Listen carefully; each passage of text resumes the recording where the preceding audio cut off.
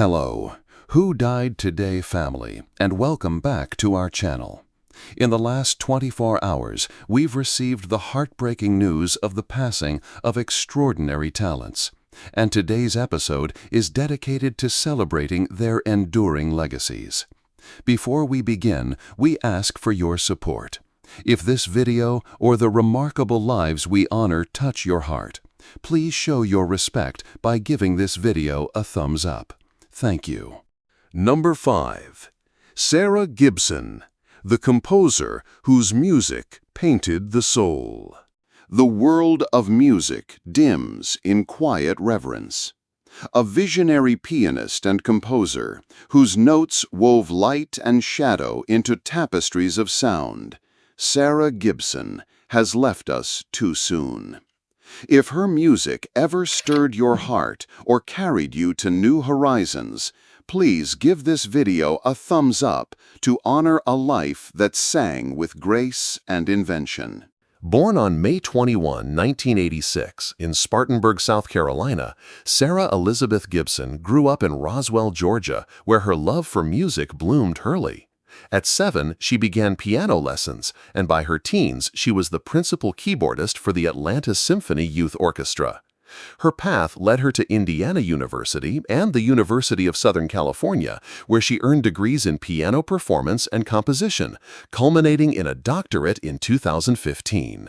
With pianist Thomas Kochev, she formed Hocket, a piano duo that captivated audiences at festivals like MATA in New York and the Los Angeles Philharmonic's Noon to Midnight. As a composer, her works, vibrant, lyrical, and prismatic, graced stages from the Seattle Symphony to the BBC Scottish Symphony Orchestra. Her warp and weft, inspired by artist Miriam Shapiro, pulsed with complex rhythms, while her left-hand piano concerto won acclaim at USC. As a core artist of piano spheres and assistant professor at Cal State Long Beach, she nurtured new voices in music. Sarah's music was a canvas of emotion, drawing from art and life. Her Soak Stain echoed Helen Frankenthaler's vibrant hues, and her unfinished Beyond the Beyond, set for the BBC Proms, was completed by Kochev after her passing. She faced colon cancer with quiet courage, leaving behind her husband, Aaron Fullerton, and their son. Sarah Gibson passed away on July 14, 2024, at her Los Angeles home at just 38. Tributes poured in, with critic Nick Boston noting her work's momentum and challenge. A fan wrote online, "Her music was a light that guided us through the unknown." She was a composer of color and connection, a soul who turned silence into symphonies. The keys are still now, but her melodies linger forever. What did Sarah Gibson's music mean to you? Share your memories in the comments. Like, subscribe, and join us as we honor the legends who shaped our world, one note at a time. Number 4. Dylan Dreyer, the voice of resilience amid heartbreak. Breaking news shakes the heart of morning television. A beloved meteorologist, a beacon of warmth and strength on NBC's Today Show, Dylan Dreyer, has faced a storm far greater than any forecast. If her radiant spirit or steadfast courage ever touched your life, please give this video a thumbs up to honor a woman who shines through unimaginable loss. Born on August 2, 1981, in Manalapan, New Jersey, Dylan Christine Dreyer grew up with a passion for weather, sparked by childhood fascination with storms. She graduated from Rutgers University with a degree in meteorology and joined NBC in 2012, becoming a cherished voice on Today's Third Hour alongside Chanel Jones, Al Roker, and Craig Melvin. Her Earth Odyssey with Dylan Dreyer brought nature's wonders to millions, while her children's books, like Misty the Cloud, inspired young dreamers. Dylan's warmth, humor, and authenticity made her a household name, earning her a Daytime Emmy for her storytelling. But behind her sunny smile lay a private tempest. Dylan's husband, Brian Fichera, a cameraman and producer, battled glioblastoma and aggressive brain cancer. Their love story began at NBC Boston, blossoming into a 2012 marriage and 3 sons, Calvin, Oliver, and Russell. Brian was her rock, cheering her marathons and sharing quiet moments of faith and family. The world held its breath, fearing Dylan herself had been lost. But no, she is alive, standing strong for her boys. Tragically, Brian Fichera passed away on May 15, 2025, at 44, after a courageous fight. Savannah Guthrie announced on Today, "There are no words for the pain we feel for Dylan and her children. Brian was a light, kind, funny, devoted. We loved him." Dylan shared her grief on Instagram. "Thank you for your love. Brian's spirit lives in our boys." Co-star Shinelle Jones, who faced her own loss, wrote, "Dylan, we're here, wrapping you in love." Fans echoed, "Her strength is a beacon." Dylan Dreyer is alive, but her heart carries a heavy load. She's in mom mode, as she told Access Hollywood, pouring love into her sons. Her Today family, Al Roker, Craig Melvin, Jenna Bush Hager, rallies around her, a testament to their bond. "She's our warrior," Melvin said. What does Dylan's resilience mean to you? Share your thoughts in the comments. Like, subscribe, and join us to honor those who shine through the storm. Number 3. Alfred Molina, the chameleon of the screen, who defied the odds. The lights of Hollywood flicker in stunned silence. A master of the craft, whose face transformed from villain to hero, whose voice carried the weight of 1,000 stories, Alfred Molina has vanished from our screens. Or has he? If his unforgettable performances ever stirred your soul or left you in awe, please give this video a thumbs up to honor a legend whose journey is far from over. Born Alfredo Molina on May 24, 1953, in London, England, to an Italian mother, Giovanna, a cook and cleaner, and a Spanish father, Esteban, a waiter and chauffeur, Alfred grew up in a working-class immigrant household.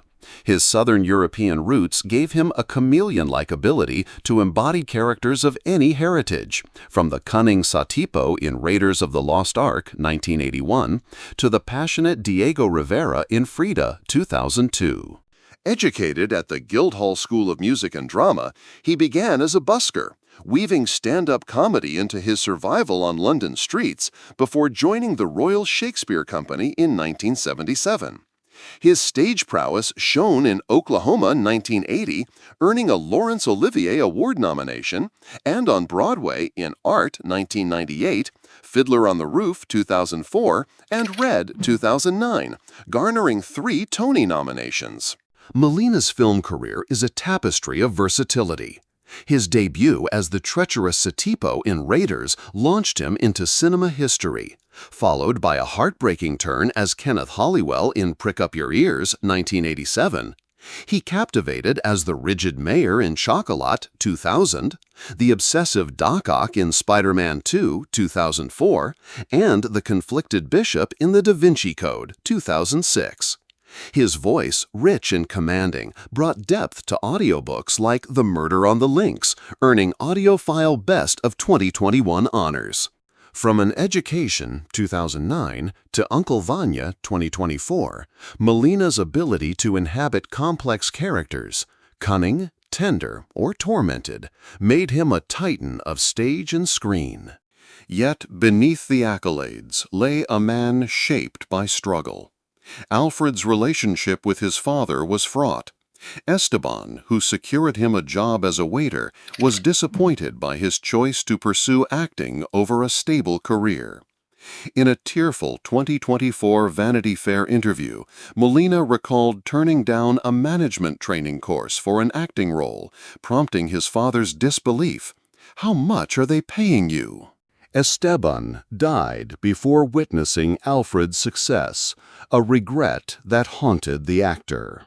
His mother, Giovanna, introduced him to Italian melodic music, fueling his love for jazz and world sounds, from Ethiopian beats to Brazilian rhythms.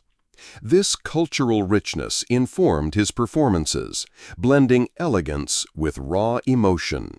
Molina's personal life was not without turbulence.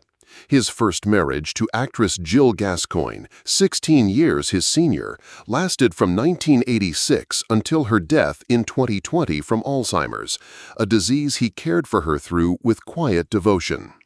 He adopted her sons, Sean and Adam, and has a daughter, Rachel, from a previous relationship. In 2021, he married Jennifer Lee, director of Frozen. Controversies, though few, marked his career. His role in Not Without My Daughter, 1991, drew criticism for perpetuating stereotypes about Middle Eastern cultures, a choice he later called one of his favorites but acknowledged as divisive. Additionally, a 2019 Reddit thread and a 2021 WikiObits post falsely reported his death, sparking confusion and highlighting the Internet's power to spread misinformation. These Mandela effect rumors persisted, with fans recalling non-existent obituaries, only for Molina to re-emerge unscathed. The suspense of his rumored passing gripped fans, amplified by whispers of health concerns. In 2024, tabloids speculated about his well-being after he appeared frail at a Spider-Man No Way Home event, though no verified reports confirmed illness. His emotional reflections on his father's disappointment and Gascoigne's Alzheimer's battle fueled perceptions of a man carrying heavy burdens. Yet Alfred Molina is alive, living in Los Angeles, still gracing stages and screens. At 72, he continues to work, recently starring in The Cherry Orchard with Annette Bening. His health, while private, has been the subject of unfounded rumors, and we ask for your prayers and support for this enduring artist as he navigates life's challenges. Molina once said, "The worst thing an actor can do is lack respect for the material."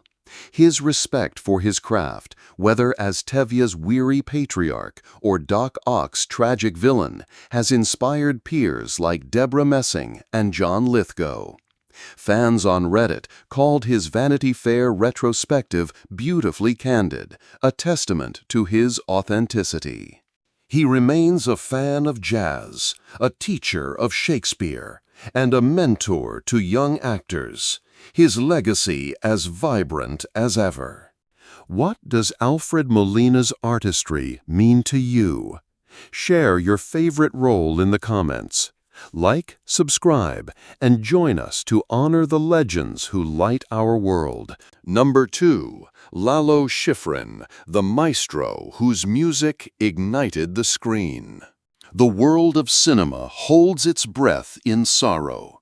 A genius whose rhythms pulsed through our favorite films, whose melodies defined suspense, Lalo Schifrin has left us. If his iconic scores ever set your heart racing, please give this video a thumbs up to honor a legend whose music lives on. Born Boris Claudio Schifrin on June 21, 1932, in Buenos Aires, Argentina, to a musical family, Lalo began piano at 6. Trained in Argentina and Paris's Conservatoire, he blended classical, jazz, and Latin sounds. By 20, he played with Astor Piazzolla and represented Argentina at the 1955 International Jazz Festival. Dizzy Gillespie recruited him in 1958, and Schifrin's Gillespiana became a jazz landmark. Moving to the U.S., he composed unforgettable scores for Mission Impossible, 1966, Cool Hand Luke, 1967, Bullet, 1968, and Dirty Harry films, earning 4 Grammys and 6 Oscar nominations. His work with Clint Eastwood and Bruce Lee, Enter the Dragon, 1973, cemented his legacy. A controversy shadowed him. His intense score for The Exorcist, 1973, was rejected by director William Friedkin, who Schifrin believed acted out of personal vendetta. Yet his brilliance endured, conducting orchestras like the London Philharmonic and earning a 2018 honorary Oscar. Lalo Schifrin passed on June 26, 2025, in Los Angeles from pneumonia complications at 93. His wife, Donna, and children William, Ryan, and Francis mourn him. Fans wrote, "His music was the heartbeat of cinema." What's your favorite Schifrin score? Share below. Like, subscribe, and honor the legends. Number 1. Bill Moyers, the voice of truth in a fractured world. The airwaves fall silent in grief. A titan of journalism, whose fearless voice challenged power and illuminated truth, Bill Moyers has left us. If his words ever stirred your conscience or sparked hope, please give this video a thumbs up to honor a legacy that reshaped our world. Born Billy Don Moyers on June 5, 1934, in Hugo, Oklahoma, he rose from a laborer's son to a journalistic giant. Starting as a cub reporter at 16, he earned a journalism degree from the University of Texas and a divinity degree from Southwestern Baptist Theological Seminary. Moyers joined Lyndon B. Johnson's team, serving as Deputy Director of the Peace Corps, de facto White House Chief of Staff, 1964 to 1965, and Press Secretary, 1965 to 1967. He helped craft the Public Broadcasting Act of 1967, birthing PBS, a cornerstone of public media. At PBS, Moyers' Bill Moyers Journal, 1972-2010, Now with Bill Moyers, 2002 to 2004, and Moyers and Company, 2012 to 2015, earned 13 Emmys, a Peabody, and a Television Hall of Fame induction. His exposés on corporate media, Vietnam, and inequality were fearless. Controversies marked his path, ordering FBI checks on political opponents and approving the Daisy ad against Barry Goldwater drew criticism, yet his integrity endured. Bill Moyers passed on June 26, 2025, in New York City from prostate cancer complications at 91. Survived by his wife, Judith, and 3 children, he was mourned by figures like Bernie Sanders, who called him an outstanding journalist. Fans wrote, "His voice was our moral compass." What did Moyers' courage mean to you? Share below. Like, subscribe, and honor the legends, one truth at a time. We'd love to hear your thoughts. Feel free to share your memories or favorite moments about these icons in the comments below. And if this tribute touched your heart, don't forget to